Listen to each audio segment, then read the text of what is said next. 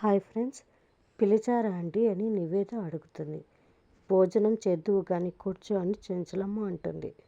నా కోసం మీరు ఎదురు చూడడం ఏంటండి అని నివేద అంటుంది. అతిథి దేవో భవ అని అంటారు. ఇంటికి వచ్చిన అతిథికి ముందు భోజనం పెట్టకుండా మేమెలా తింటామని చెంచలమ్మ అంటుంది. నేను ఇప్పుడే ఇక్కడ నుంచి వెళ్ళిపోతానంటుంది నివేద. సింధూర, చెంచలమ్మ, కేశవ నివేద అలా అనడంతో ఆశ్చర్యంగా చూస్తారు. అదేంటమ్మా, ఏమైందని చెంచలమ్మ అడుగుతుంది. మీరు నన్ను అతిథిలా చూస్తున్నారంటే నాకు చాలా బాధగా ఉందండి. నేనేమో మీ ఇంట్లో మీ సొంత మనిషిలా ఉందాము అనుకుంటే మీరేమో నన్ను అతిథిలా చూస్తున్నారు అని నివేద అంటుంది. నువ్వు కూడా మా కుటుంబంలో మనిషివే అంటుంది చెంచలమ్మ. అయితే మీ కోడలు సింధూరాన్ని ఎలా చూసుకుంటారో నన్ను కూడా అలానే చూసుకోవాలి.